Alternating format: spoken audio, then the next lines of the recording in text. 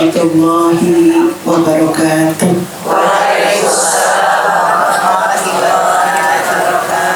Mendung ya? Mendung ya? Kurang full power gitu ya, Masya Allah ya. Saya ulang sekali lagi ya. Ada yang lihat jempol saya? Mohon maaf. Kalau ditekuk Pak ya masih luar biasa ya, mohon maaf ya. Kalah dengan yang sudah usia 65 ini masih tekis, Masya Allah.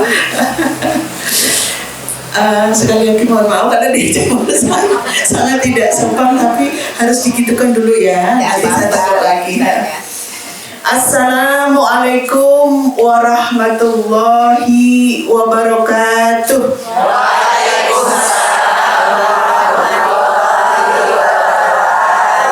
Masya Allah, seger ya, kalau semangat itu beda betul ya, sampai masuk ke tulang sumsum. Segitunya ya, betul. Semangat itu Masya Allah mengubah semuanya ya. Semangat itu membuat hati yang tadinya itu agak ragu-ragu menjadi semangat, menjadi fokus, menjadi ya pokoknya sesuatu deh gitu ya. Baik, innal hamdalillah nahmaduhu wa nasta'inuhu wa nastaghfiruh wa na'udzu billahi min sururi anfusina wa min sayyiati a'malina. May yudlillahu fala mudilla lahu wa may yudlilhu fala hadiya lahu.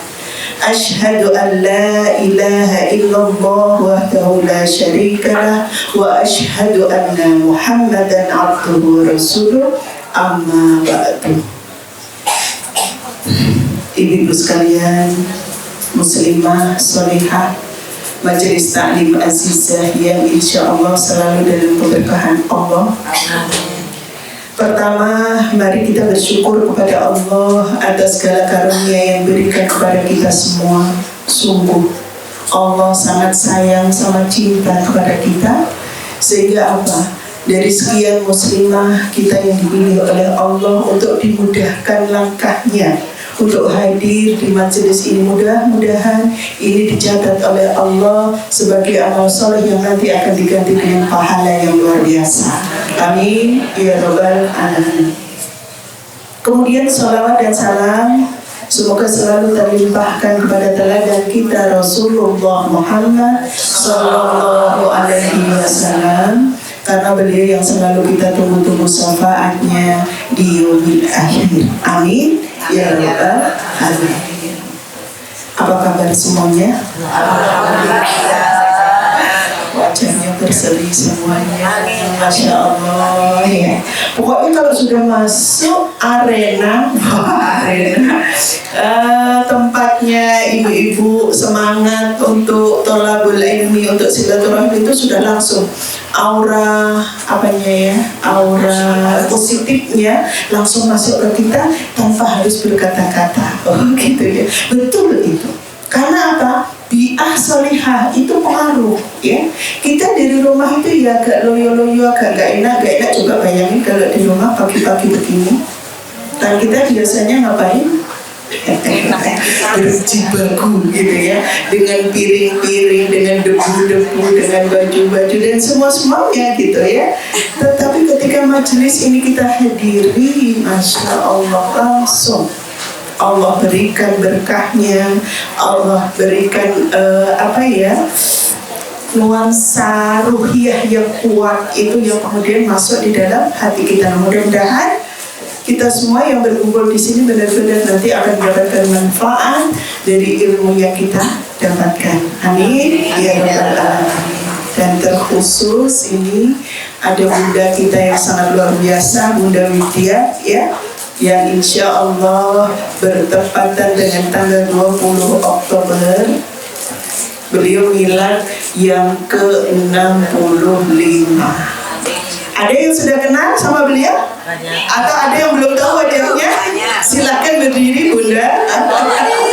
Biar semua teman-teman kita kenal. Beliau ini usianya 65, tapi masih mentekes, kalah dengan saya yang baru 54 itu sudah geliar-geliar begini. Masya Allah.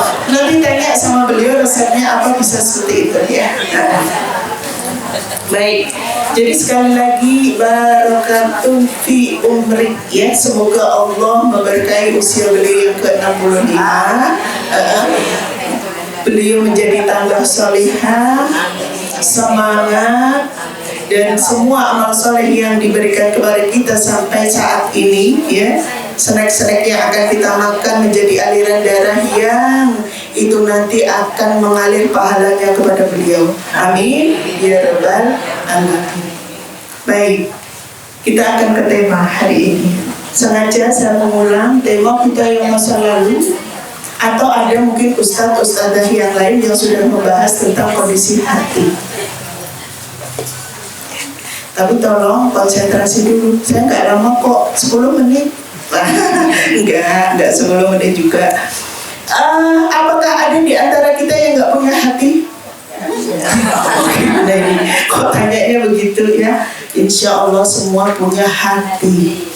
Cuma kita tahu kriteria hati itu kan ada 3 jenis ya. Ada qalbun salim, hati yang sehat. Ada qalbun marid, hati yang sakit. Dan qalbun mayyit, hati yang mati.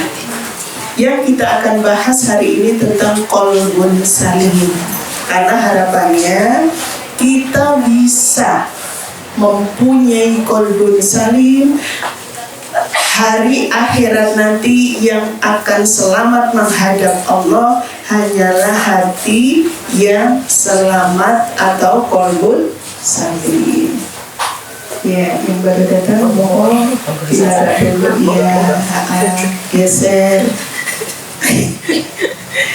Tapi hari ini Masya Allah ya mendung, gak terlalu panas kayak kemarin ya. Masya Allah, mudah-mudahan habis ini diguyur hujan ya. Cuma nunggu pulang dulu ya. Habis nyampe rumah nanti basah kuyup ya. Baik, ibu-ibu sekalian, kita tahu hadis Rasulullah SAW. Di dalam hati manusia ada segumpal darah. Dimana kalau segumpal darah itu baik, maka baiklah amalnya, baik semuanya. Tetapi jika segumpal darah itu jelek, maka akan jelek semua apa yang dilakukan. Apa segumpal darah itu? Hati. Jadi penentu aktivitas kita, bahasa tubuh kita tergantung dari hati kita. Orang gak bisa bohong. Senyum itu bisa dilakukan semua orang. Tetapi senyum dari hati yang bersih, dari qalbun salim, beda ditangkap dengan hati yang kotor atau ada penyakitnya, atau bahkan hati yang mati. Ya, kata Abbas As-Sisi, mempengaruhi orang untuk berjalan kebaikan itu cukup dengan hati yang dibersihkan dulu sebelum berkata-kata. Karena sebelum berkata-kata kalau hatinya udah bersih, hati nyambung ke hati. Siapa yang akan kita ajak ke jalan kebenaran itu? Kalau hati kita bersih, udah gak pakai ngomong banyak, udah kena. Karena dari attitude-nya, bahasa tubuhnya sudah bisa ditangkap. Tetapi sebaliknya, kalau hatinya kotor, retorikanya dikemas dengan segala macam, ada penolakan. Ya, karena sungguhnya hati itu nyambung ke hati. Qalbun salim, nanti kita akan selamat menghadap Allah walaupun kita, mohon maaf, fisiknya kurang menarik ya, kehidupan di dunia mungkin tidak sejaya yang kita mau. Tetapi kalau hati kita bersih, iman kita benar, maka itulah yang selamat. Ya, baik. Sekarang apa ciri hati yang sehat atau qalbun salim? Yang pertama, hati yang selalu rindu kepada Allah, seperti layaknya orang yang sedang lapar saat berpuasa. Pernah merasakan lapar? Pernah. Bagaimana rasanya lapar? Nggak enak. Yang kebayang apa kira-kira? Makanan. Nah makanya sampai digambarkan hati itu kalau bersih, kalau sehat, rindunya sama Allah itu terus kayak gitu. ya Allah kangen banget gitu ya, pingin 5 waktu itu sesuatu yang ditunggu, bukan dikagetin. Tahu dikagetin ya? Wah kok turun lagi, wah kok asal, bukan begitu. Tetapi ditunggu, disongsong sebagaimana kita mau buka puasa, kurang 5 menit dilihat aja, kurang 2 menit dilihat, itu seperti itu. Apakah kita begitu? Gak usah dijawab, gak usah dijawab, cukup iya ya, kok saya masih kaget kalau waktunya sholat, berarti masuk kategori kemana? Nah ini dia, makanya ini penting ya. Saya ingatkan lagi itu karena perempuan itu, mohon maaf ya, kenapa perempuan itu mudah sekali ke bawah arus. Lagi juga tahu siap, semangat nanti sampai rumah pokoknya aku mau tunggu 5 waktu itu. Tapi kira-kira tahan berapa lama? Makanya harus sering diingatkan. Jangan bosan ya. Saya bagian mengurusi ngobrol-ngobrol masalah itu ya. Tazkiyatun nafs, membersihkan jiwa kita, membersihkan hati kita. Karena perempuan itu banyak bapernya. Sidik-sidik nasu,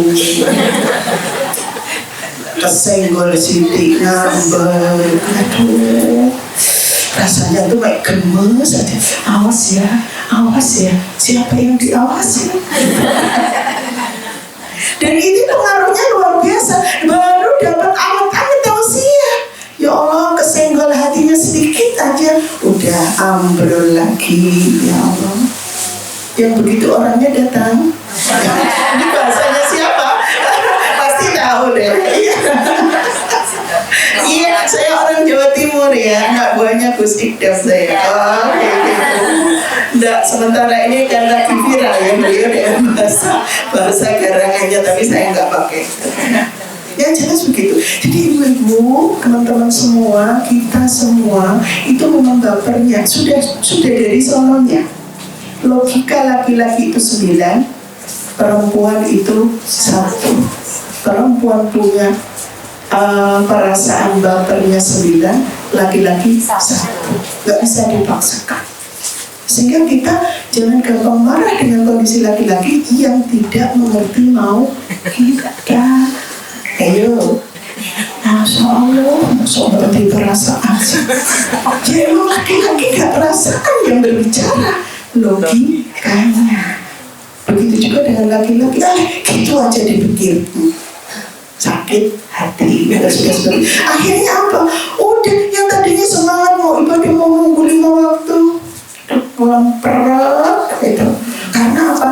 Gara-gara dikatain tadi dari suaminya, mulus saja kok dipikir, ternyata malah jadi pikir.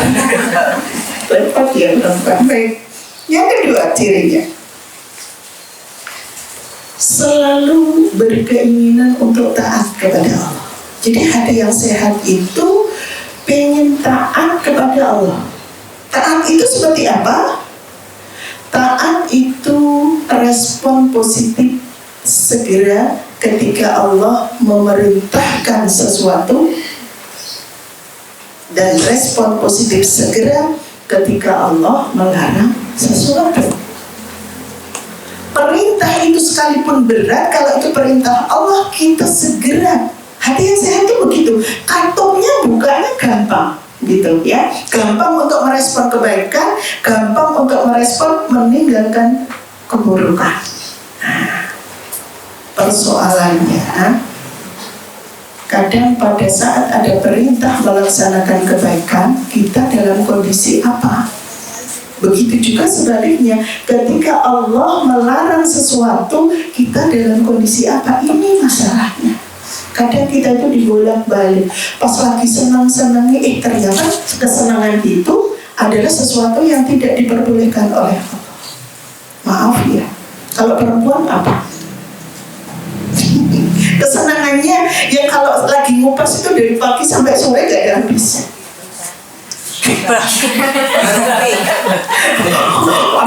Aduh, pura-pura lupa dong.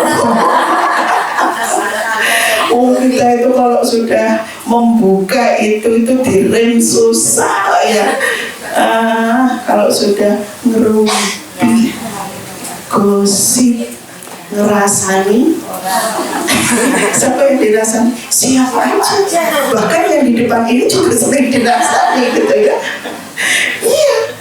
Tapi bersyukurlah bagi siapa yang dirasani, karena dosa-dosa kita sedang berguguran pindah kepada siapa yang rasani, ya. Dan bersedihlah siapa yang sedang rasani, karena pahalanya sedang berpindah kepada orang yang sedang dirasani. Pilih mana? Nah, kan kayak gitu. Kalau kita pas nyadar pilih dirasa wes konon entek no rasa nono. Tapi begitu kita jalan di depan orang yang rasani kita, kok tiba-tiba mandek, bodoh pasti rasanya aku loro hati, awas ya. Kayak gitu. Ini bedanya. Makanya Masya Allah ya, kita berlindung kepada Allah ya. Hati yang sehat itu mudah sekali. Kalau kemudian kita sudah tereret mau ngerasani orang, udah kayak nggak nyaman ya, ada firasat yang sudah nggak enak ya, berarti harus dihentikan. Begitu juga ketika kita menjalankan kebaikan, kok mudah terus pacu terus ya. Sehingga ini indikasi hati yang sehat itu respon positifnya mengerjakan kebaikan-kebaikan. Mohon maaf Ibu, kalau kita itu lagi sehat hatinya, Masya Allah tadi digambarkan yang 5 waktu itu kita tunggu-tunggu betul, kita tunggu-tunggu. Tetapi kan ada saatnya kita ngelor, ya Allah, ngerjakan subuh 2 rakaat aja, abote, posa-pose. Kalau ibu-ibu tuh begitu bangun, itu yang dijaga apa? Habis langsung cetek, suaranya. Padahal ini masih korek, belum cuci muka, belum apa. Yang diingat itu adalah kompornya. Ya Allah, kicabiro. Bukan nih, wes peduli amat dengan kompor. Yang penting kita sholat dulu. Enggak, langsung ceklek wes kayak ibumu, kayak mamamu lihat gitu. Nah, gitu. Makanya ini sebagai apa, evaluasi gitu ya. Ya Allah, ini kayaknya sudah mulai deh. Hati kita itu ada penyakit deh kayaknya. Karena apa yang dipikir begitu ingat bangun bukan Allah, tetapi yang lain. Alhamdulillah, tapi kalau sempat berdoa ya, mudah-mudahan semua doa bangun tidur, dan kemudian nah iso yo ke kamar mandi dulu ya. Ke kamar mandi dulu. Ya hajat kecilnya dikeluarin, kemudian gosok gigi, kemudian wudhu, kemudian sholat, kompornya nanti aja.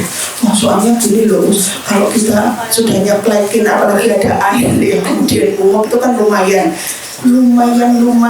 Kalau kita lagi sholat nyeklekin kompor mesti kepikiran. Kira-kira bisa umum dulu ya, kayak gitu ya.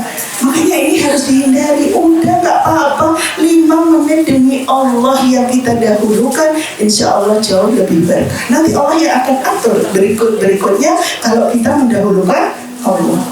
Cuman ya gitu, kalau lagi hati kita itu lagi ngedrop, mulai ada penurunan, itu tadi bukan lagi 5 waktu ditunggu-tunggu, tapi entar koseknya ada. Makanya ini indikator ya, keinginan kita untuk taat kepada Allah sangat terlihat dari bagaimana kita mendahulukan Allah atau yang lainnya. Wis, gak usah pakai alasan macam-macam, yang penting itu nanti bisa kita lihat, kita baca hati kita. Kalau Allah terus kita dahulukan, insya Allah yang lain ngikut, karena Allah akan bantu urusan kita. Tetapi sebaliknya, jika kita abai, Allah kita nomor sekian, kan nanti Allah juga begitu ya. Karena Allah itu sesuai dengan prasangka hambanya dan terbukti dari aplikasi atau amal-amal yang kita kerjakan sehari-hari. Taat kepada Allah itu menjadi ciri orang atau muslimah yang hatinya sehat. Yang ketiga, hatinya selalu bersyukur.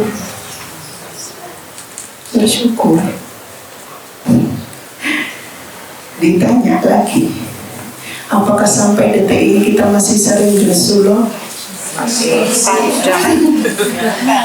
Ya Allah, aku biar kok nikah karo bapaknya anak-anak. Coba kalau sama si itu sekarang sudah jadi konglomerat, sudah jadi pejabat, sudah jadi apa? Masih ada yang begitu? Tenang nih. Ayo ngaku ya.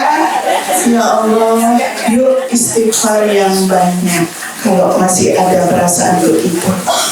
Karena muslimah sholihah yang hatinya sehat sudah menerima qadarullah yang terjadi pada diri kita. Bisa jadi kita melihat siapa yang dulu menjadi mantan kita. Maaf ya, saya bukan mungkin ya, tapi ngingetin aja sedikit. Untuk apa? Munculnya rasa syukur bahwa sekarang yang kita hadapi, yang membersamai kita adalah pilihan terbaik yang diberikan oleh Allah. Bisa jadi mungkin logika kita kadang mikirnya, maaf ya, secara fisik saiki bojoku wis tuwa.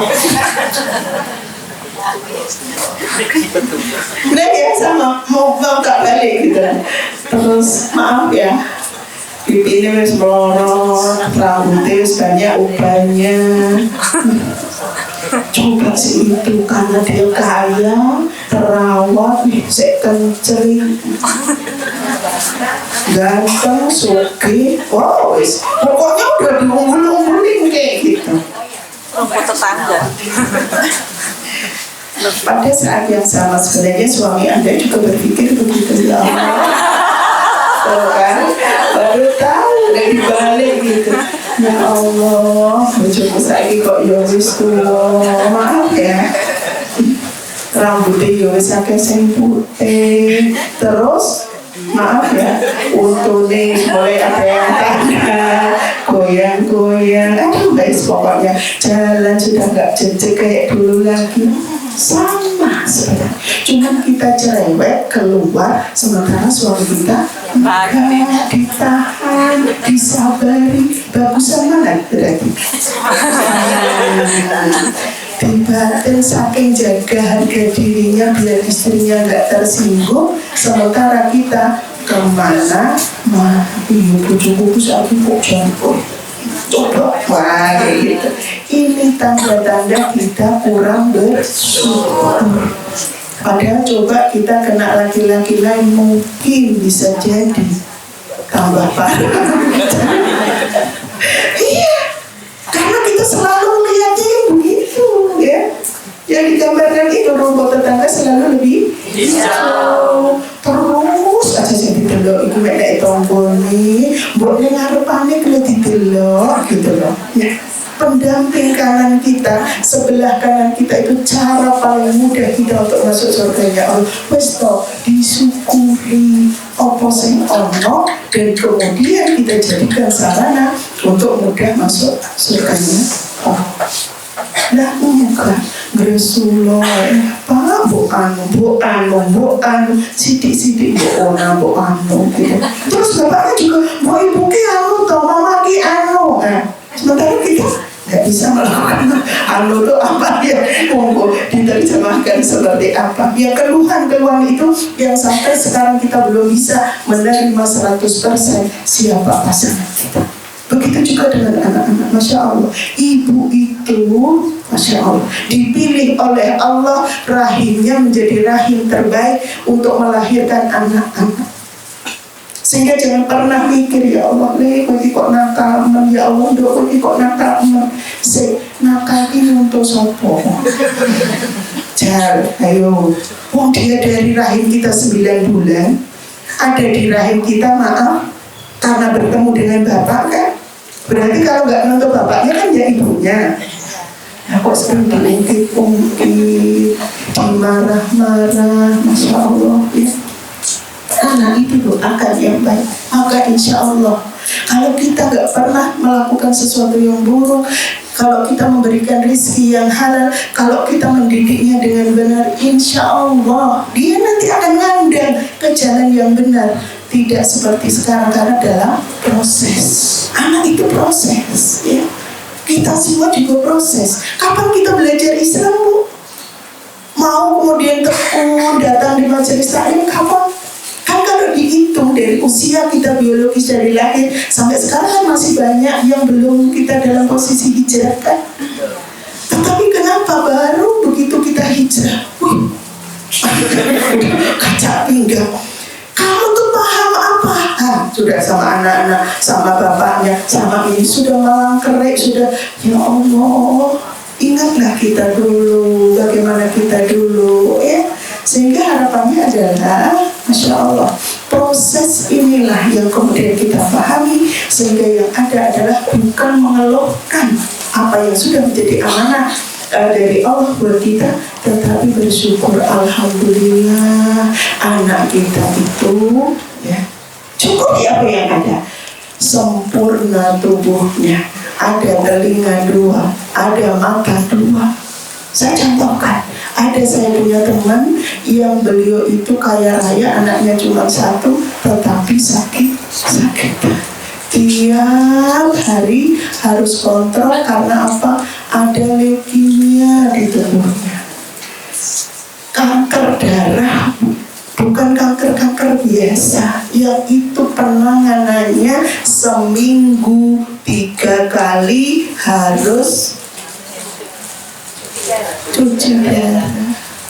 Berapa biaya Bu sekali cuci darah? Minimal 700.000 minimal. Alhamdulillah beliau sudah urus BPJS, tapi itu pun masih ada obat-obat yang tidak bisa tercover oleh BPJS, sehingga tetap harus mengeluarkan. Masya Allah, seminggu 3 kali, seminggu berapa uang yang harus dikeluarkan, seminggu berapa waktu, dan ini hari-hari dalam pendampingan, karena kondisi leukemia itu bukan sesuatu yang biasa-biasa aja, harus dikontrol. Coba bayangin kayak gitu, anak kita sehat, sempurna, diberikan bentuk tubuh oleh Allah, cuman proses karena dia berkembang, ya kadang-kadang jengkelin dikit-dikit ya Bu, ya dikit-dikit itu untuk apa? Pengingat kepada kita, ya Allah, kok anakku mau coba aku lihat kayak gitu. Jangan-jangan dulu bapaknya lebih parah dari itu, jangan-jangan dari semuanya, sehingga ini dijadikan sebagai sarana sebenarnya untuk mengukurkan dosa-dosa kita, bukan nambah dosa-dosa kita, karena kita selalu menggerutu, kurang bersyukur, membanding-bandingkan anak kita dengan anaknya orang lain. Lihat tuh, anaknya Bu itu prestasinya bagus, dia rapotan juara 1, kamu juara berapa? Anak dibandingkan itu, apa yang dirasakan? Sakit hati. Semakin tidak suka dengan ibunya, semakin tidak suka dengan ayahnya, dan lama-lama semakin dia durhaka, tidak mau lagi dengerin apa yang dikatakan oleh ibunya, tidak mau lagi dengerin apa yang dikatakan oleh ayahnya, karena diawali dari rasa sakit hatinya. Anaknya protes, siapa suruh lahirin aku, Ma? Bukankah aku tidak bisa memilih dari rahim siapa aku dilahirkan? Gitu. Ya Allah, benar. Terus gimana dong? Ya, Mama tak mau jawab. Kalau aku jadi begini, kalau dia boleh protes. Cuma kan anak kita diam. Cuma buktinya aja dia nggak nurut, dia melakukan sesuatu yang tidak sesuai ekspektasi kita. Gitu. Ya, makanya Masya Allah Ibu, syukuri anak kita. Doakan, cari celah terbaik dari anak kita. Insya Allah semua anak itu dikasih 2 sama Allah, kelebihan dan kekurangan. Ketika muncul kekurangannya, maka ingat-ingat kelebihannya.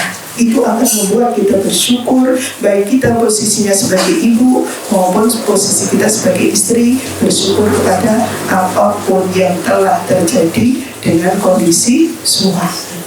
Sehingga ini dampaknya kita dikasih nafkah berapapun, tidak ada kata-kata begitu. Hasilnya kita tuh kurang terus, iya tahu, sekarang apa-apa mahal, tahu gitu. Tapi kalau kita bersyukur itu tidak ada kaitannya dengan nominal, betul. Allah akan memberikan keberkahan, tidak dilihat dari nominal. Ibu tahu, ada seorang istri punya anak 3 yang suaminya itu tidak pernah memberi nafkah. Tetapi hari-hari dia selalu dialog, dia selalu ingin ada tausiah dari suaminya. Karena suaminya kebetulan insya Allah orang yang baik, yang soleh. Cuman ketika dia berusaha untuk mencari nafkah, dia belum diizinkan oleh Allah untuk dimudahkan urusan finansialnya. Tetapi dari kesalehannya, dari ininya, istrinya itu sangat ini. Sehingga apa hari-hari, ya Allah, dia bilang sama suaminya, ini cerita nyata ya. Seandainya saya memilih abang untuk jadi istri suami saya, karena duitnya mungkin dari dulu saya sudah minta dicerai. Karena dari dulu saya belum pernah merasakan abang memberikan nafkah yang menurut saya dalam tanda petik wanita wajar aja, belum pernah. Tetapi yang saya cari, yang saya dapatkan dari abang bukan dari sekedar duit, Masya Allah. Dan saya pernah baca di dalam sebuah riwayat, wanita solehah itu sangat dilihat dari kondisi kantong suaminya. Kalau kantong suaminya kosong sementara dia masih ihtiram, masih taat kepada suaminya, masih menghormati kepada suaminya dan tidak berlaku semena-mena, maka ini termasuk salah satu ciri wanita ahli surga yang hatinya sehat. Masya Allah. Udah, tanya aja sama kita. Jangankan gak dikasih nafkah, telat sedikit kita aja udah menyuruh. Maaf ya, mungkin ada yang begitu. Atau jangankan gak dikasih nafkah, dikurangi sedikit aja, rasanya ini bukannya ditambah malah dikurangi, udah mencah-mencah gitu. Mudah-mudahan kita tidak. Wanita yang selalu bersyukur itu bukan cuma dilihat dari berapa banyaknya suami kita ngasih, seberapapun disyukuri. Alhamdulillah ya Allah. Begitu kita bilang hamdana, langsung malaikat mendoakan, ya Allah berkahi ini istri yang macam begini, berkahi rumah tangga yang ada istri yang selalu bersyukur seberapapun nafkah yang diberikan oleh suami. Kita yang mana, Bu? Mudah-mudahan yang selalu bersyukur walaupun berat diucapkan, ya Allah. Alhamdulillah. Ada yang tidak dikasih nafkah suaminya? Udah ya. Itu bagian dari yang harus kita jaga ya. Karena ini bagian dari perjuangan kita. Kalau kita termasuk wanita yang di rumah membantu urusan ekonomi, maka kita termasuk wanita yang dapat dua pahala.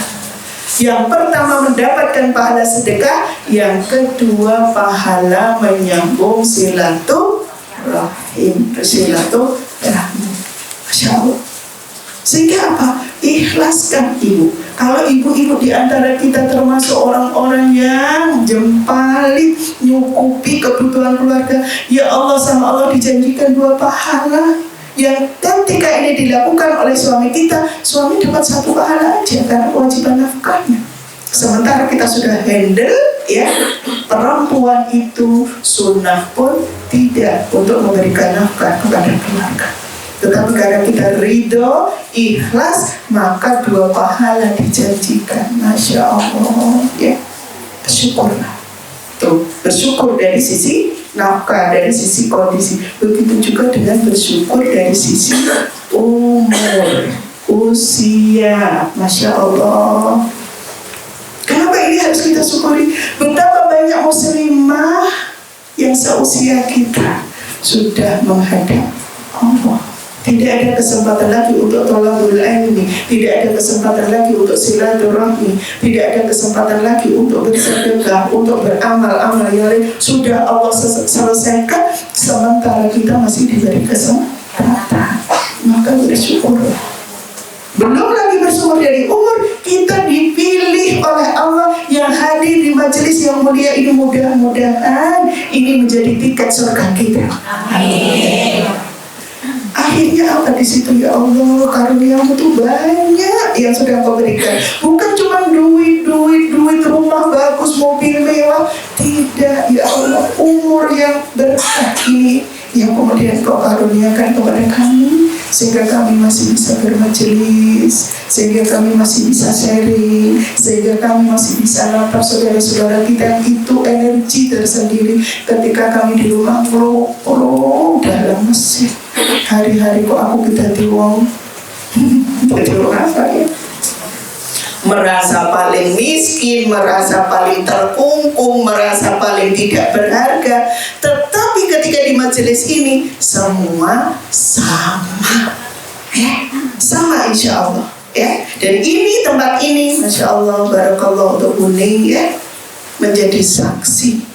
Ketika kita nanti ada di antara kita semua ada yang tidak masuk surga, kita bisa komplain sama Allah, ya Allah, saya dikumpulkan di tempat saudara ini, Sokmowo ini dulu bersama-sama ya Allah. Setiap Jumat kita kajian dari pagi sampai jam 10 itu kita udah berjibaku dengan insya Allah ayat-ayatmu, insya Allah hadis-hadis Rasulullah, insya Allah. Tapi kenapa sih beliau ada yang tidak bisa masuk surga sementara saya ada di surga, atau sebaliknya kita ada di neraka sementara beliau bisa masuk surga? Saling komplain, saling doa mohon kepada Allah agar kita dikumpulkan kembali seperti sekarang ini untuk bersama-sama masuk surganya Allah. Amin ya Rabbal. Makanya masya Allah, bersyukurlah, jangan lihat yang belum terjadi, jangan lihat nikmatnya orang. Sudah, apa yang sudah Allah kasih kepada kita, kita syukuri. Itu ciri hati kita sehat, ya, hati yang selalu bersyukur. Hari-hari makan dengan apa aja kita syukur, ya. Karena makan itu yang paling enak, lauknya lapar. Kalau orang tidak lapar, lauk kayak apapun tidak akan enak. Betul. Sehingga udah bikin kita selapar mungkin baru makan. Jangan sedikit-sedikit makan. Ya itu jadi nggak selera dulu. Kira enak. Lah orang baru diisi, mau diisi lagi. Ya.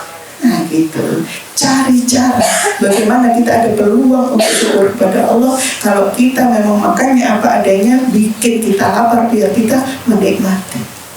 Karena saya ini ya contohkan, ada seorang ibu yang punya anak kecil yang waktu kecil itu mau diuji oleh Allah, urusan ekonominya luar biasa, sehingga anaknya tuh lapar. Bu, lapar, iya bentar, mau ayah ya, ayah masih kerja belum bawa ini. Sampai akhirnya apa? Dikasih air putih ini anak. Minum. Coba jawaban ini kalau tidak dari Allah, bilangnya apa? Bu, air putihnya kok enak. Enaknya air putih seperti apa? Tapi ini anak usia 12 bulan, ya, udah bisa bicara begitu, bilang sama ibunya air putih kok enak. Wih, langsung ibunya kayak diiris-iris hatinya. Tapi bersyukur sekali punya anak yang bisa ngademin, sehingga apa? Dia kenyangin minum sampai ayahnya pulang dia sudah tidur. Sementara ayahnya pulang pun belum membawa makanan. Masya Allah, ya. Ada satu kisah yang begitu yang cerita sampai kita itu, maaf ya, mungkin kadang-kadang ada saya panggil, saya colek salah satu ibu untuk bantu beliau untuk makan, karena pada titik tertentu juga beliau kadang nggak ada yang dimakan, sementara beliau menjaga dari minta-minta. Masya Allah, ya. Jadi nggak akan dia tunjukkan ke orang kalau dia sedang lapar. Kita aja yang paham, ya.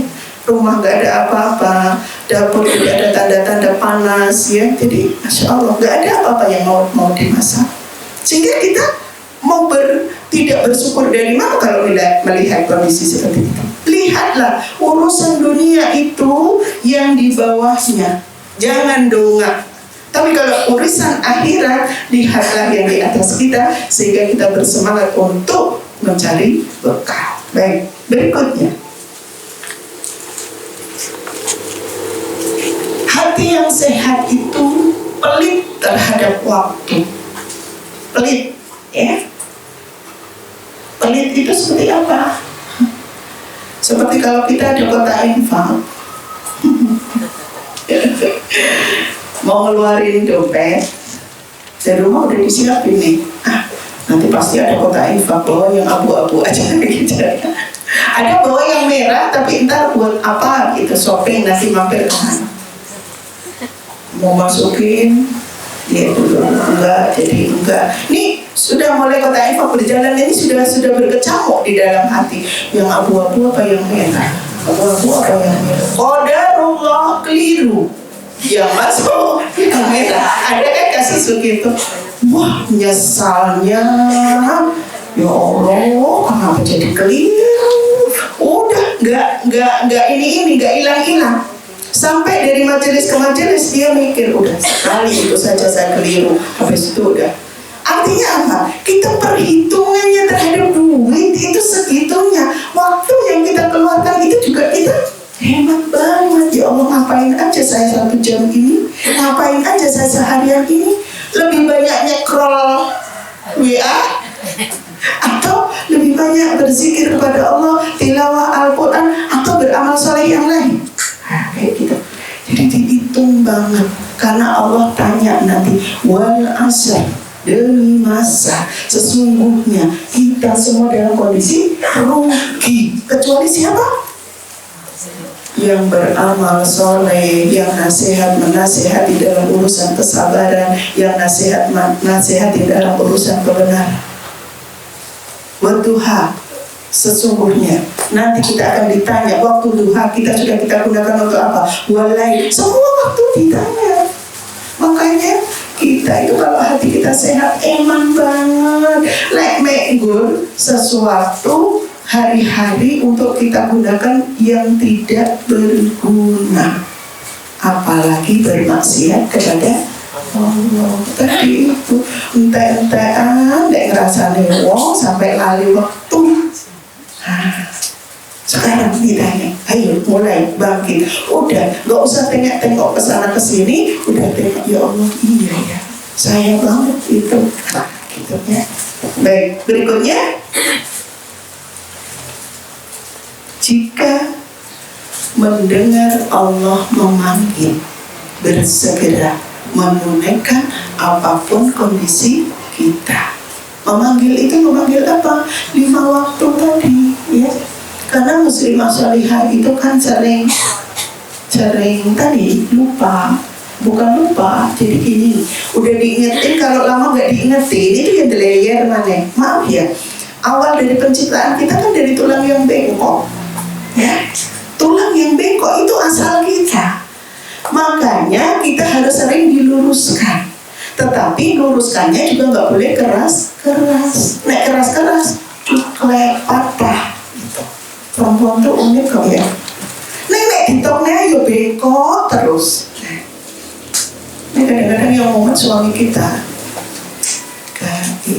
Nah kalau udah paham gitu ya, tadi antara logika dan perasaan itu disamakan. Kadang-kadang laki-laki suami kita tuh nuntut bagaimana logikanya beliau, kita ikuti. Sementara kita dominan perasaan.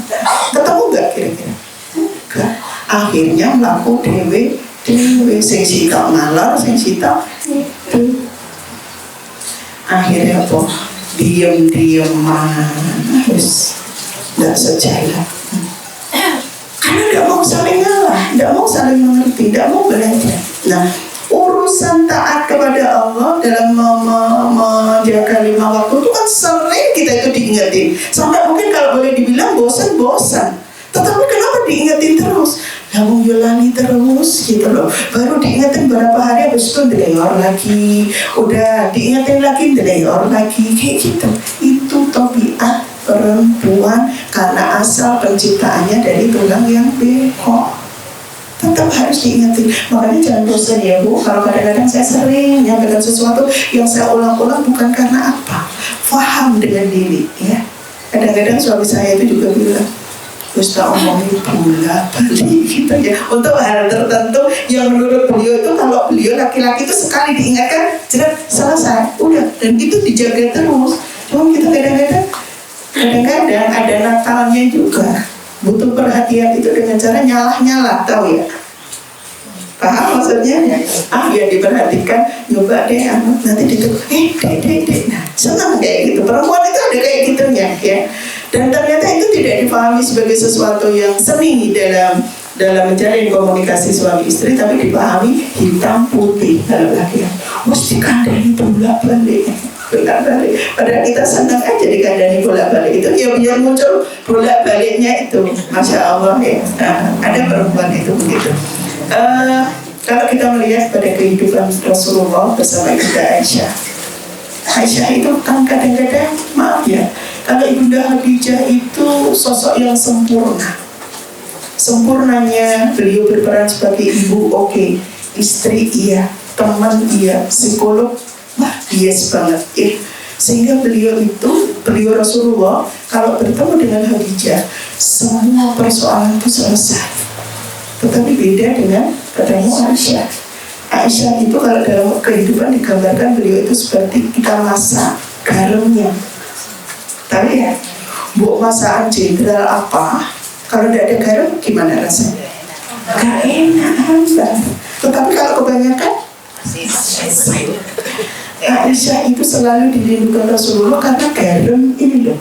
Jadi beda, karakternya dari Bunda Khadijah beda banget gitu ya. Tetapi menjadi sosok yang asik ya. Nakalnya, cemburunya, genit-genitnya itu sesuatu yang dirindukan Rasulullah. Nah kita sebagai istri itu harusnya begitu, bikin suami kita itu betah, tapi bukan jengkel, bukan nyebelin. Maaf ya, nggak usah banyak-banyak, nakalnya dikit-dikit aja. Nah itu gimana? Tergantung suami kita gitu. Ya kalau cara suami saya tak praktekkan, tak suruh ini, ya jelas nggak sama gitu.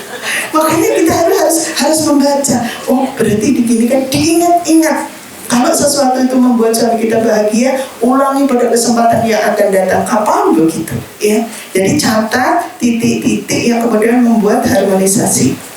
Nah, ini kaitannya dengan bagaimana panggilan. Jadi Allah memanggil kita segera memenuhi. Begitu juga dengan kewajiban-kewajiban kita yang lain. Ya. Panggilan suami itu bagian dari yang kita segerakan.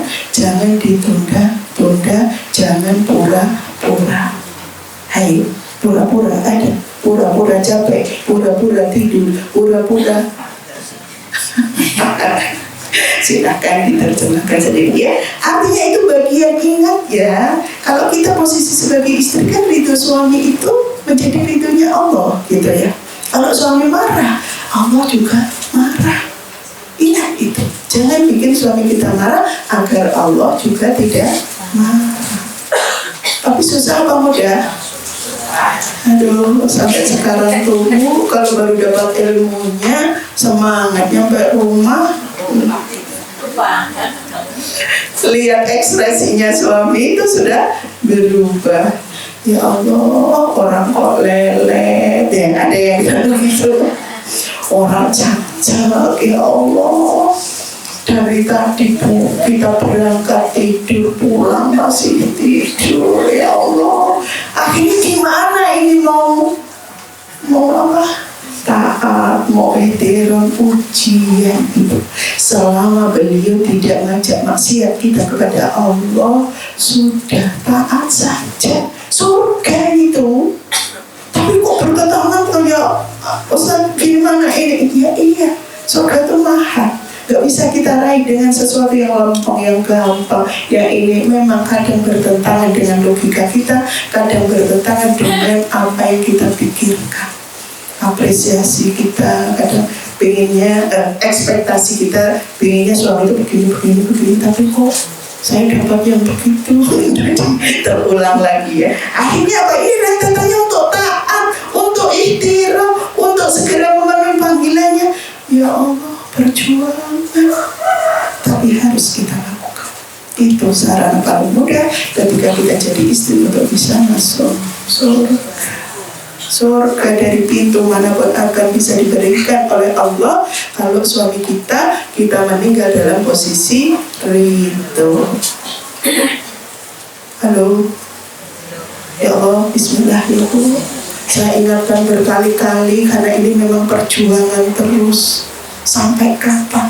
Sampai ruh terlepas dari jasad kita, sampai nyawa kita diambil oleh Allah Subhanahu wa Ta'ala. Lama lama. Ibadah atau amal soleh paling panjang itu ya suami istri, karena mulai dari dia akad nikah sampai meninggal dunia, ini amal solehnya terus dicatat dan terus harus dilakukan. Masya Allah ya, semoga kita semua sabar. Amin ya rabbal alamin. Karena ibadah berpanjang, dan sekali lagi ketika Allah memanggil segera, sebagaimana implementasinya suami kita memanggil kita bersegera kita penuhi. Yang berikutnya, tidak pernah letih untuk berzikir kepada Allah atau mengingati Allah. Ya. Jadi hati yang sehat itu gak pernah letih dalam berzikir, dalam mengingati Allah. Ingat ya, di dalam Quran surat Ad-Dariyat ayat 28, ala bizikrillahi tatma'innul qulub. Hanya dengan mengingati Allah, hati menjadi tentram. Maksudnya hati kita akan sehat, terjaga ketentramannya kalau kita banyak mengingati Allah, kalau kita banyak berzikir kepada Allah. Makanya nggak ada kata-kata capek, lisannya berucap mengingat Allah, tidak ada kata-kata capek, terus ingat. Terus apa yang diucap dalam berzikir? Apa saja yang membuat hati kita tenang, yang membuat Asmaul Husna kan ada 99. Pilih. Mungkin kita sekarang ingin dapat rezeki yang berupa duit yang banyak, ucapkan ya Rozak, ya Rozak. Atau kita ingin mengakui kebesaran Allah, karena kita menjadi hamba Allah itu jarang untuk bersyukur. Allahu Akbar, Bapaknya bahwa Allah yang maha besar, dan seterusnya. Jadi pilih dari Asmaul Husna itu yang merasa hati kita itu sedang butuh untuk ditolong oleh Allah. Kayak kisahnya nenek-nenek yang bersama Nabi Musa, ingat? Pernah saya ceritakan, ada seorang nenek yang divonis mandul. Waktu itu hidup bersama Nabi Musa. Nabi Musa itu kan punya kelebihan, beliau langsung bisa dialog dengan Allah, ya. Jadi langsung bisa ngomong, langsung bisa komplain kayak gitu.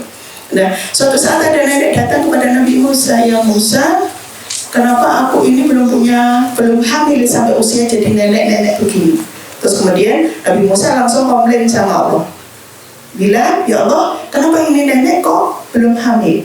Allah bilang, Musa sampaikan kepada nenek itu kalau nenek itu sudah divonis mandul. Disampaikanlah. Masa begitu sih Musa? Tapi ya udah, baiklah. Pulang dari tempat Nabi Musa, nenek ini sambil berzikir, ya Rahman, ya Rahim, ya Rahman, ya Rahim, terus sampai ke rumahnya, sampai tidak terdengar lagi beberapa waktu. Terus kemudian datang lagi nih nenek ke rumah Nabi Musa. Ya Musa, aku belum hamil sampai sekarang. Padahal itu sudah hitungan tahun, ya. Kamu tuh gimana toh nek? Udah dibilang kata Allah tuh kalau kamu tuh mandul. Bahasa-bahasanya Musa. Ya tapi nggak apa-apa, tolong tanyakan lagi sama Allah ya, kenapa aku kok belum dikasih hamil. Akhirnya Nabi Musa pun mengabulkan permintaan nenek, komplain lagi sama Allah. Ya Allah, ini nenek datang lagi, bilang kenapa sampai sekarang belum hamil. Musa sampaikan sekali lagi kepada nenek itu kalau nenek itu sudah divonis mandul, ya, usianya udah nenek-nenek gitu. Akhirnya disampaikan kepada nenek itu, pulang dengan baik ya Musa, aku pulang ya Rahman ya Rahim, ya Rahman ya Rahim. Hari-hari beliau zikir menyebut bahwa Allah Maha Pengasih, bahwa Allah Maha Penyayang. Selang beberapa waktu nenek ini datang lagi ke rumah Nabi Musa. Tapi apa yang terjadi? Nenek ini sudah menggendong bayi. Musa kaget. Wahai nenek, siapa itu bayi yang kau gendong? Inilah Musa. Allah sudah memberiku hamil, lahir anak ini dengan kondisi sehat. Musa langsung gak terima, gimana ini Allah? Kayak gitu bahasanya.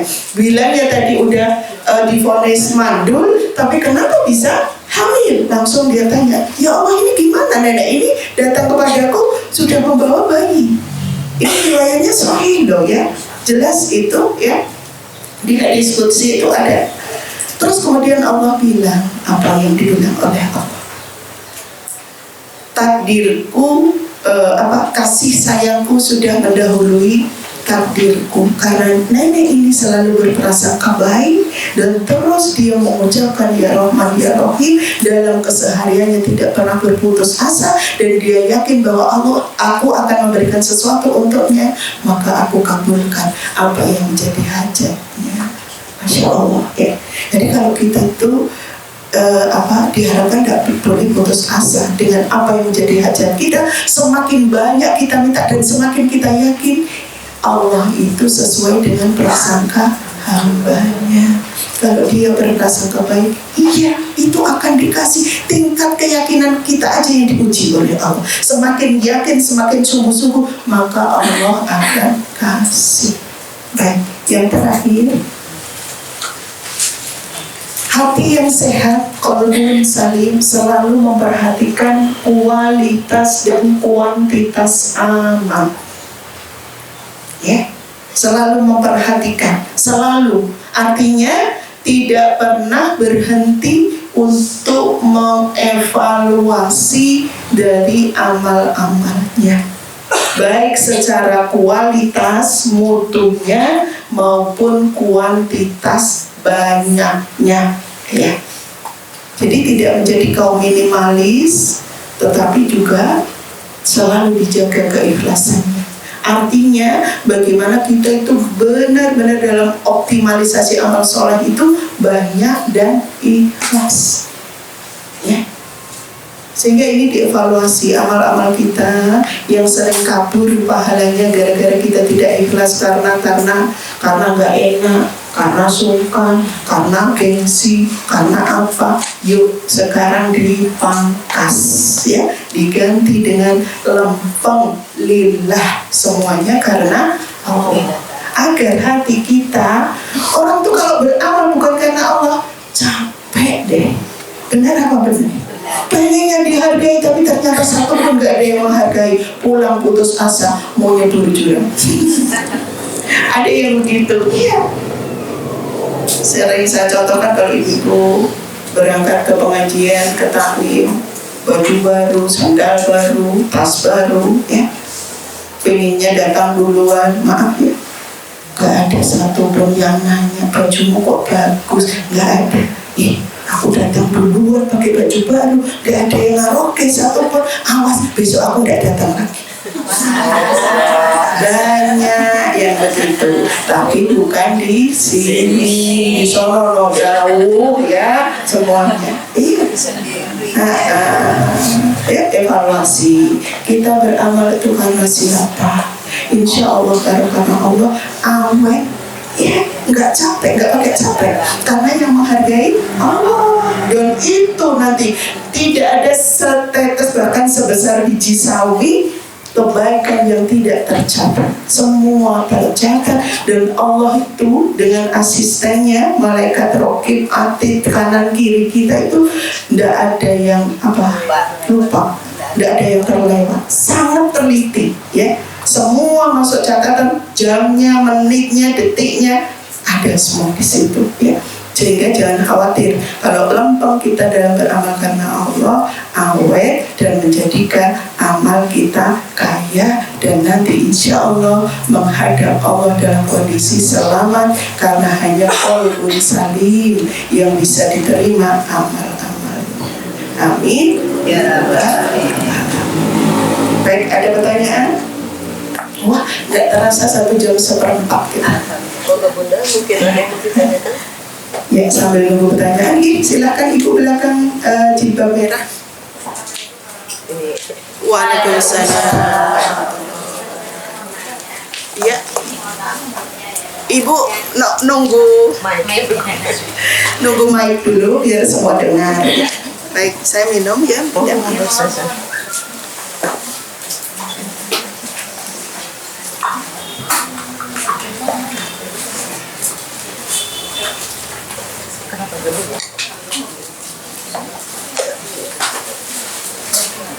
Gak bisa?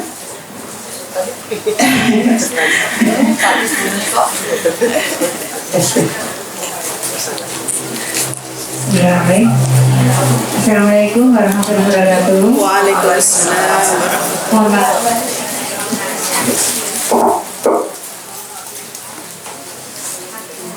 Kadang nggak mau digoyang-goyang, lurus kadang mintanya. Ditunggu dulu. Oh, nggak bisa. Kalau gitu berdiri aja Bu, berdiri biar didengar ya. Mic-nya ada masalah, baterainya mungkin. Monggo silahkan.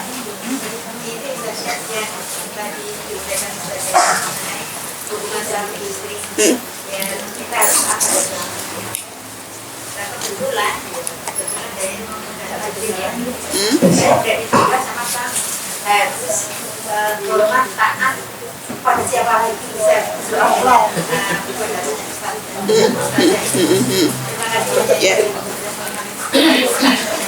Waalaikumsalam warahmatullahi wabarakatuh. Kalau suami sudah tidak ada, kita harus taat kepada siapa? Kembali kepada yang menciptakan kita semua, yang menciptakan suami. Ketaatan kita gampang kepada Allah. Terus haknya suami bagaimana? Didoakan. Doa istri yang solihah nyampe kepada suaminya. Amanahnya apa? Ditunaikan sebelum beliau meninggal dunia, ya. Bagian dari kita, maaf ya, posisi single parent itu sangat rawan dengan fitnah. Maka harus dijaga bagian dari fitnah-fitnah yang barangkali nanti akan muncul, ya. Sehingga apa? Kalau kita, mohon maaf, jangan dikira kalau kita sudah lansia terus nggak ada fitnah, ya.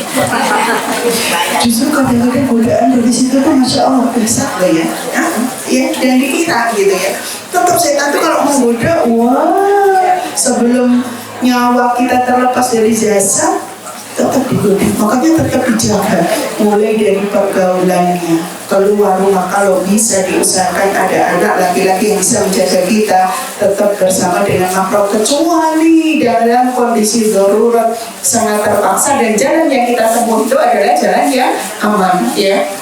Makanya itu, sehingga ketaatan pada suami kita sebenarnya tidak bergeser. Kita tetap menjaga amanah sebagaimana beliau masih ada, cuman lebih fokus kepada Allah, karena ini dalam rangka menjaga amanah beliau sudah tidak ada.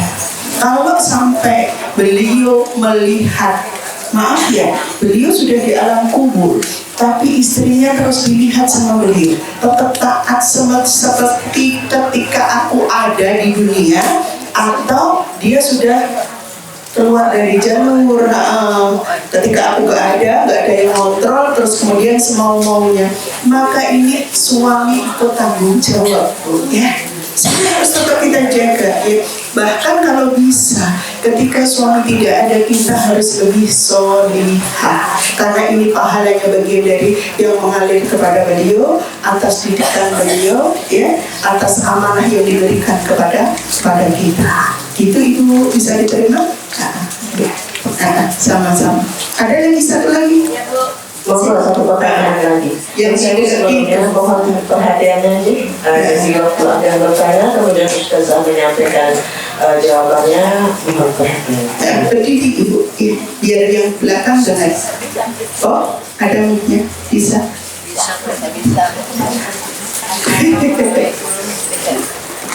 Saya mau cuma ini saya kenalkan, saya Bu Sisa ya. Oh, Masya Allah. Saya ini matanya sipit-sipit. Keluarga saya keluarga Katolik, alhamdulillah masih tetap teguh. Gimana nih ya? Ya,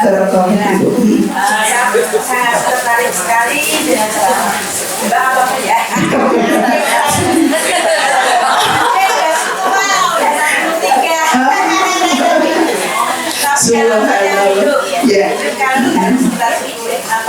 Ya, Masya Allah. Saya senang sekali dengan ceramah ini. Dan yang saya tanyakan adalah sejauh mana kita menghadapi teman yang selalu memprovokasi. Artinya tuh kadang-kadang kita juga terpengaruh, itu namanya godaan setan ya. Nah, gimana caranya dengan rayuan dan penampilannya yang meyakinkan. Padahal kita tahu bahwa itu salah. mau dimarahin supaya kita bisa menerima, supaya kita bisa untuk menguatkan iman kita juga terprovokasi gitu. Baik. Kasih manfaat. Ya. Waalaikumsalam warahmatullahi wabarakatuh ya. Namanya siapa? Ibu Siska. Ibu Siska Mu'alaf, Barakallah ya. Beliau punya dapat rezeki yang luar biasa. Rezeki Mu'alaf itu adalah sesuatu yang Masya Allah mahal sekali. Beliau bingung mau manggil saya Mbak. Udah nyamannya ibu mau manggil saya itu kalau bilang ya kan yang diajar orang tua 70, 80, tapi manggil saya bunda. Coba kan ya lucu. Saya seusia anak-anak beliau gitu ya. Cuman nyamannya panggil bunda silahkan, mau panggil mbak silahkan, mau panggil siapa udah terserah ibu ya boleh. Semua sedang yang penting nyaman hati kita. Insya Allah kita semua sama. Baik, yang ditanyakan ibu pengaruh provokasi teman ya. Ada yang merasakan begitu? Pilih teman bagian dari cara menjaga agar hati kita tidak terkena racun. Karena salah satu racun hati itu sebabnya banyak bergaul tanpa pilih-pilih. Gitu ya. Sehingga terus tugas kita bagaimana? Sekarang harus ada selektif dalam memilih teman. Tetapi berarti bukan meninggalkannya, karena kita berada dalam komunitasnya tadinya sebelum hijrah, sebelum kita mu'alaf ya, maka tetap kita aroke, kita sapa, si hello penting, tetapi jangan sampai berlama-lama. Nanti akan grogoti keimanan yang sudah ada di dalam dada kita. Iya. Orang itu, Masya Allah ya, mau terjun, mau berinteraksi itu lihat kemampuan kita. Saya bersama dengan itu banyak kepengaruh, kurangi interaksinya. Waktu bersamanya itu harus dikurangi. Untuk apa? Menjaga stamina kita, jangan sampai ngedrop. Karena kalau enggak itu capek nanti. Wes golek ngoyo ketemu lagi habis lagi, baterainya ngedrop lagi, ini lagi kayak gitu ya. Maka harus dipilah-pilih. Jadi tetap dan penguatan minta kepada Allah, ya Allah kuatkan ini hati. Jangan sampai saya tahu kok dia itu pengaruhnya begitu. Kecuali kalau kita nggak tahu ya, kalau kita nggak tahu kan ya karena nggak tahu ya. Tapi kalau tahu diusahakan, dikurangi, dipilih. Banyak teman yang bisa memberikan energi positif. Makanya kita pilih di ahsolihah, lingkungan positif, lingkungan yang mendukung kita untuk berbuat baik. Apalagi itu posisinya mohon maaf, itu butuh didukung oleh lingkungan luar yang kuat ya. Makanya banyak interaksi, banyak silaturahmi kepada orang-orang yang kuat dari sisi imannya, akhlaknya baik, perilakunya baik, maka insya Allah ini akan menguatkan. Di samping kita mohon terus kepada Allah, ya Allah kuatkan hati ini dengan doa, ya muqallibal qulub tsabbit qalbi ala dinik. Ya cari, nanti ada di YouTube banyak ya doa-doa itu. Untuk apa kita hafalkan? Karena Rasulullah itu mulai gontai sedikit aja, sedikit sekali. Rasulullah ya itu selalu baca doa itu sampai berapa kali nggak bisa dihitung untuk menguatkan hatinya. Itu ya Bu. Ya sama-sama. Jadi kita dukung ya Bu Siska, tolong ditemenin dalam hal apa? Dikuatin karena beliau Masya Allah ya, ini karunia Allah yang luar biasa loh mendapatkan dia untuk mu'alaf itu. Banyak yang menyesal. Nah itu ya Allah, semoga dikuatkan sama Allah Ibu.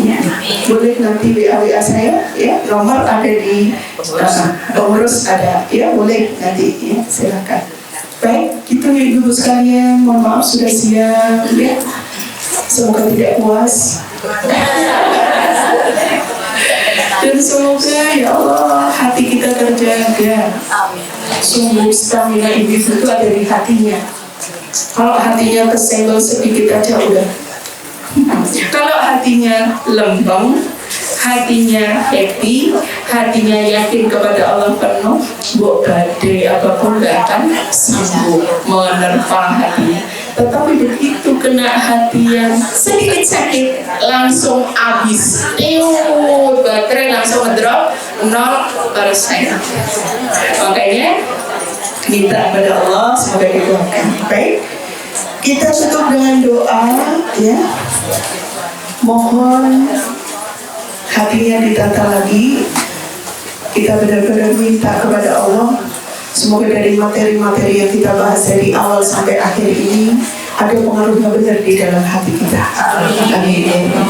A'udzubillahi minasyaitonirrajim. Bismillahirrahmanirrahim. Hamdan syakirin, hamdan naim. Ya Allah ya Rabb, yang Maha Pengasih lagi Maha Penyayang, jagalah hati-hati kami ya Allah. Sungguh kami tidak mau amal-amal kami tertolak karena hati-hati kami yang kotor ya Allah. Sungguh kami tidak mau menjadi muslimah yang rugi karena amal-amal kami tertolak karena sakit hati kami ya Allah. Sungguh ya Allah, hanya kepadamu kami memohon dengan doa, ya muqallibal qulub tsabbit qalbi 'ala dinik, ya muqallibal qulub tsabbit qalbi 'ala dinik, ya muqallibal qulub tsabbit qalbi 'ala dinik. Sungguh wahai Dan pembolak-balik hati, tetapkan hati ini dalam agamamu ya Allah. Ya Allah ya Rahman, betapa ruginya kami jika amal-amal kami nanti Engkau tolak ya Allah. Maka kami memohon kepadamu Sang Penguasa hati kami untuk tetap Engkau bersihkan hati-hati ini ya Allah. Jauhkan hati ini dari sakit, dari penyakit, sehingga hati kami sehat ya Allah, sehingga kami mempunyai hati yang qalbun salim, hati yang selamat, hati yang akan Engkau terima amal-amal solehnya ya Allah. Ya Allah ya Rahman, pada hari ini tepatnya tanggal 20 Oktober ada saudara kami yang sedang berulang tahun milad yang ke-65, yaitu Bunda Widya. Berkahi umurnya ya Allah, jadikan sedekah-sedekahnya Kau terima ya Allah, jadikan keluarganya semakin sakinah ya Allah, dan beliau sihah wal afiyah ya Allah ya Rahman. Juga pada kesempatan ini beliau memohon putranya yang sampai saat ini belum punya keturunan, dimudahkan untuk punya keturunan ya Allah, dengan keturunan yang solih ataupun solihah ya Allah ya Rahman. Hanya kepadamu kami memohon dan hanya kepadamu kami meminta, kabulkanlah permohonan kami ya Allah. Rabbana atina fid dunya hasanah wa fil akhirati hasanah wa qina adzaban nar. Subhana rabbika rabbil izzati amma yasifun wa salamun alal mursalin walhamdulillahi rabbil alamin. Al-Fatihah. A'udzu billahi minasyaitonir rajim. Bismillahirrahmanirrahim. Alhamdulillahi rabbil alamin. Ar-Rahmanir Rahim. Maliki yaumiddin. Iyyaka na'budu wa iyyaka nasta'in. Ihdinas siratal mustaqim. Siratal ladzina an'amta 'alaihim ghairil maghdubi 'alaihim waladdallin. Amin. Ada kurang lebihnya mohon maaf. Billahi taufiq wal hidayah. Assalamualaikum warahmatullahi wabarakatuh.